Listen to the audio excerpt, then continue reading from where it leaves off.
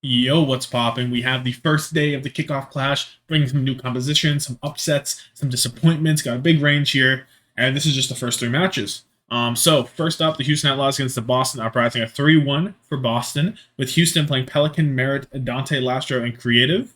So, you know, no left, which I guess is the only surprise. And then Boston playing Valentine, Victoria, Punk, MCD, and Crimzo. No Seeker, Mag on the bench, Faith on the bench. Oasis is a 2-0 for Houston. They're playing Sombra Tracer, Doom, Luciana back on their Doomfist grind set, but just for one map, actually. And then Boston playing Tracer, Sombra, Junker, Queen, Zen, Bat, maybe proving that the Queen maybe isn't dead, surprisingly. But yeah, so City Center ends up being 100-99. Dante looked like he wasn't really getting much done with the Junker Queen and the Sombra on the Doomfist, but at the same time, the Junker Queen couldn't run onto anything either, and Dante definitely got more value when he went in. Just it's very explosive. So if he can find at least one good dive, Merritt and Pelican are going to be able to follow up on it. So it works out for the most part. And Boston were just kind of sitting around and waiting to die to the DPS and supports. Merritt hit a pretty insane double pulse kill at the end of that overtime to kill out the round two, which was very nice to watch. More like a fadeaway off the jump pad was absolutely fantastic. University ends up being 199 for Houston. Crimzo was finding picks on Lastro early, and Nano Dante was very strong, very strong in this comp. A lot more geometry to break the hack to make the knife from Junker Queen less easy to land as well. So that every time he went nano and he went in deep, he was more or less easily able to find a lot of value. Boston were doing a pretty good job of taking EMP first, and because of that, they were able to hold on to the point while using less ults at times. Eventually, Lastro swapped over to the Zen, and then in that final fight, Nano Dante once again proving its strength, beating out the EMP Rampage to win the fight. So you know what, a pretty close last fight, but Houston gets it in the end because I think that the Doomfist was very strong in that specific map. But then we would never see Dante again for the rest of the day because it would be Doge coming in. And Eichenwald is a 1-0 for Boston. They didn't even get past A. So Houston on their offense, they're running Sombra Tracer, Diva, Zen, Ana, because he started on Winston and he saw that Boston were running Tracer, Sombra, Junker, Queens, and Bap once again. And he said, maybe no Winston into that. And he goes Diva, but it doesn't really matter because he's taking an absolute ton of damage. He's out of mech so often. Merritt was doing nothing. And then Valentine on the Tracer, rather, was having an absolute field day. He was going absolutely bonkers on the back line. And Victoria did all right too. But Houston ended this round with 3 eliminations total. Doge couldn't do anything. He got nanoed. He goes in instantly out of mech. They did get 90% on the point because Merritt was able to find a pick on MCD. But other than that, Boston came back with an EMP and they easily won. It was like an absolute sweep. Valentine was having his way with the backline, doing whatever he wanted. They were doing whatever he wanted. I don't know. And then Boston go over to the offense. They just need 90%. Houston comes out with a Genji, Sojourn, Winston, Brigana. It doesn't look any better. It does take a while, actually, for Boston to get there. A little longer. A bit, maybe a little bit longer than you would hope. And it was a little nerve-wracking if you were cheering for Boston. But, I don't know. Boston walked in. They were able to take a lot of angles around the point pretty easily. Doge couldn't dive in because how are you going to dive into Zen Junker Queen? Like, you're just going to get blown up. You don't have any appeal with you. Not really. I don't know. It was mostly that they just kind of sat around. Boston did use a ton of ults in a losing fight because they didn't actually get any kills, so Houston lived out. They were able to find a dive in the end. But in the end, Valentine got a 1 clip on the Merritt. Hunk went all the way in with the Rampage. He didn't connect to much, but he was able to kill in the end. Was able to get creative with a good knife, and they won. So to me, it feels like without Doomfist into that Junker Queen comp, they really weren't explosive enough for the dive to be substantial because Winston would go in, but he's not able to get enough big damage off for Merritt or Pelican to trade off, really. So I don't know. Then they just lose. And then they go over to Route 66, which was an absolute catastrophic map for Houston. They do get past the first point, but it was not pretty. So Doge is still here. Houston playing Sombra, Hanzo, Diva, Zen, Ana for a little bit, but the Hanzo doesn't last. I believe it goes over to Tracer, probably Tracer. I don't think it stays Hanzo. And then Boston playing Tracer, Sombra, Doom, Zen, Ana. So now they're on the Doomfist. The Junker Queen would not be seen for the rest of the match. So Houston on the offense, Victoria gets caught out because his translocator dies and he uncloaks at the same time, so it's no good. Houston kind of roll through A, and they do a very good job of making sure, Boston's still trying to hold a little bit of space, but Houston picked them off a little bit, and they kind of don't even get another fight, really. But then Doge gets hacked, he gets stuck, and he's out of mech. and then Boston able to dive and stabilize and B, and they stabilize and B the entire time. Doge is constantly getting hacked. He's not really creating any space. He's not holding any space. He's not really stopping the dive. Boston do a really good play where Victoria sits back and waits for Pelican to start going EMP. He gets a hack off. He doesn't cancel it, but he stops it from going off. And then Nano goes in with Punk, and they end up winning out. And that's a really good play. At the very last fight, it looked like it could go either way. Houston using a ton of vaults, and they were setting the tempo a little bit, but Boston were able to get the later EMP, it did more value, and they hold just at the end. But yeah, Doge falls over the Winston. It doesn't really matter. It just felt like Doge was not getting any value at all. It was not great. And then Boston, back on their offense. It does take them a bit to, they roll through A, but it does take them a bit on B, very long time, but eventually it looks like nothing was going to happen. It looks like a lot of ults were used. So I was like, is Boston actually winning this? They don't have spawn advantage anymore. Punk gets a great eat on Merit's Pulse, and the fight goes long enough that Crimzo's able to nano MCD, and he just walks in and he kicks guys around. Because MCD has gotten nano throughout this series, and he was just walking, he's just shooting, and he was doing a fantastic job on the Zen. And then we go over to Coliseum to close out the series. 76-37 for Boston. Houston running Sombra Tracer, Winston, Zen, Ana. Boston still on the Doomfist with the Zen, Ana. And nothing happens, with Coliseum. And then Boston ends up exploding out, getting a team kill. Doge goes over to the Diva, and really long fights go on, but Houston get some meter, but not really anything substantial. And Boston still wins. Lastro is dying a lot to MCD or either a dive early. It just feels like Lastro is dying far too often, far too early. And then Boston just grind out to the checkpoint, even though they lose the fight. They keep it good. And they just kind of win out. I don't know. Doge, again, doesn't have a great performance. So I felt like if you were just to play Dante, I think you'd have much better odds, but it doesn't happen. Then we get the Dallas Fuel against the Washington Justice. Dallas playing Doha, Edison, Hanbin, Fielder, and Chio. So you'll notice no Sparkle, no Gurio, Bless, no Fearless. Washington playing Assassin, Decay, Kalios, Krillin, and Opener. That's all they could play. I didn't get to watch Lijon because I was playing a Pokemon match, which I did lose, unfortunately. But it's a close match.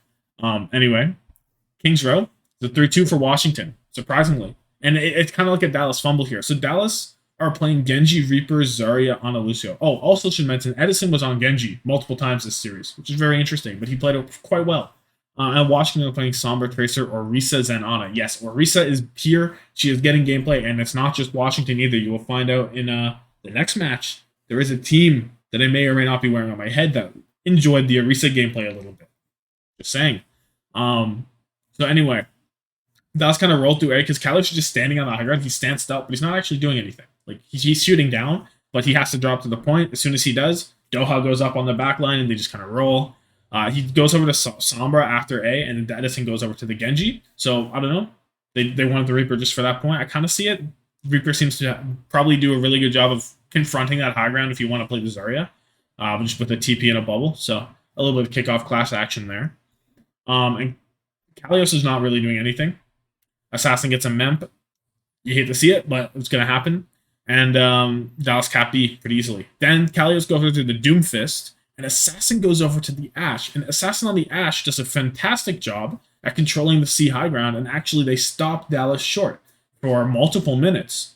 Doha went over to the Hanzo to try and contest it, because on the Genji, or on the Sombra rather, and the Genji with Edison, he wasn't able to solo contest it. And it doesn't work out either because he gets dove on pretty easily. So Assassin on the Ashe of all things, which Assassin not known for his hit scan, stabilizes Washington, and Dallas didn't really have an answer. Then you go over to Washington's offense, and they're playing this Zarya Reaper as well, with Dallas playing the Genji, and then both teams playing Sombra, Ana Lucio. And Washington didn't have a lot going on until 2 minutes in. Kalios gets a better grab than Hanbin does, so Washington are able to cap A. But then Dallas are holding at the second corner of B for a while, and it looks like they're just going to win because it looks like Hanbin's got high energy. The Genji's Nano's looking good. Everything's going right. But then they go in to the spawn room, try and hold them because there's not a lot of time left. But unfortunately, Washington are able to build their ult, so it doesn't matter that Hanbin gets a 4-man grab because the K on the Reaper, able to get a good Death Blossom off, and suddenly all of Dallas are dead, and they end up capping out B. As Hanbin swaps over to the Junker Queen, and they try and fight on there a little bit because they were trying to touch, but they weren't actually able to. And it doesn't really matter. And then they're kind of rolling through C. Washington looked pretty good, and it looks like they're going to lose it, but then suddenly Chio beats nothing. Like, he gets a beat, it comes out, no one gets in it really. EMP comes out, beat comes out for Washington, and they just win. Orisa wins a map in Overwatch 2 for probably the first time. And it just really felt like Dallas were just trolling. They didn't quite get it together at the end of either C, because they had like 5 minutes to do it, not quite able to do it there.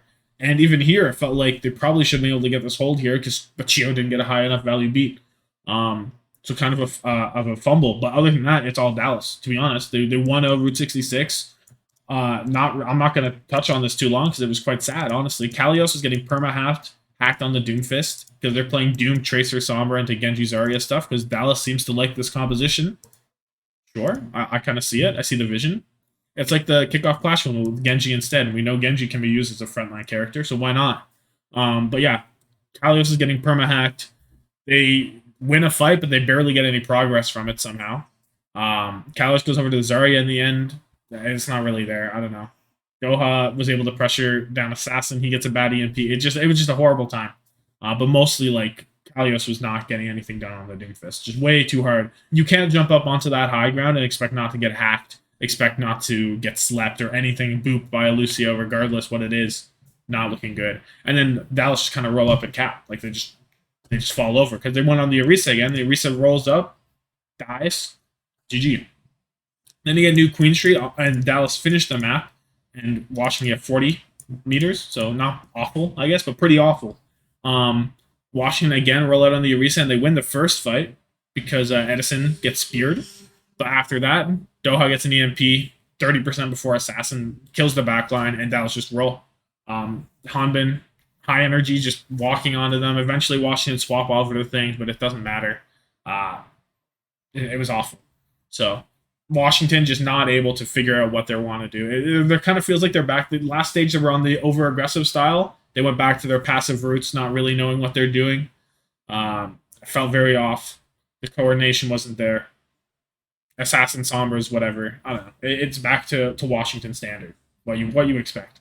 And did they ever really leave? And then finally, we have the banger that is a 3-2 win for the Atlanta Reign over the Toronto Defiant. But that scoreline may fool you because it didn't feel like a 3-2, to be honest. So Atlanta rolling out with Speedily, Venom, Hawk, Vigilante, and Ultraviolet. Toronto rolling out with Hisu, Finale, Hoppa, Chorong, and Twilight. So Finale off the bench for the first time since Midseason Madness. Okay. Nepal's a quick 2-0 for Atlanta. They're playing Tracer, Echo, Orisa, Bap, Zen. We get the Orisa back. Toronto playing Sombra, Reaper, Zarya, Luciana. Straight up kickoff clash plus Sombra. So Sanctuary is 194 for Atlanta. Finale is dying early a lot. He has a really poor showing. He does okay in the middle, but like it's not great. He does swap over to the Tracer and he does better there, but in the end, not really great either. Toronto basically like they want to focus on getting point control and force the Orisa off of that, control that, and they kind of let them control everything else.